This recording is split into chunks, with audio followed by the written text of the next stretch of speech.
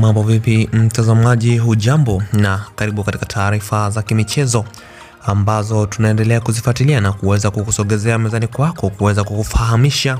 ni kipi cha kimichezo ambacho kimeweza kujiri, nasi tunakuja mezani kwako kwa ajili ya kuweza kukuwasilishia. Bwana, klabu ya soka ya Wekundu wa Msimbazi imeanza rasmi kufanya usajili kuelekea dirisha kubwa la usajili 2025-2026, ambapo tunafahamu kwamba klabu ya Wekundu wa Msimbazi imepitia changamoto katika safu ya ushambuliaji mara baada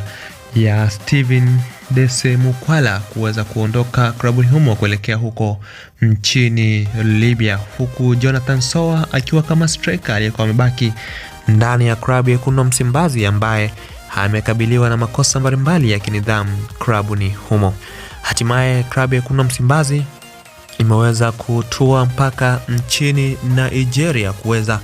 kusaka saini ya nyota ambaye ataongeza nguvu katika kikosi cha Wekundu wa Msimbazi, huku ikiwa hivi sasa anayeongoza safu hiyo ya ushambuliaji ni Selemani Mwalimu.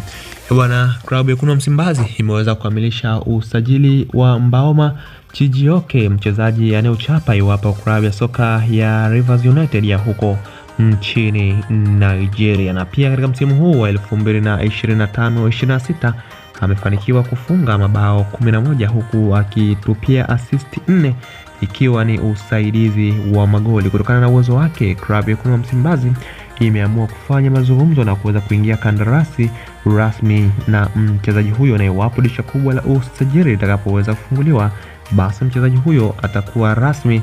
ndani ya klabu ya soka ya Wekundu wa Msimbazi. Bwana, maoni yako ni yapi wewe kama mwanamchezo juu ya tukio hili ambalo klabu ya Wekundu wa Msimbazi wameweza kuifanya ili kuweza kuweka safu yake imara ya ushambuliaji? Usisite kutuachia maoni yako hapo chini sehemu ya comment, na pia nikukumbushe usisahau kusubscribe.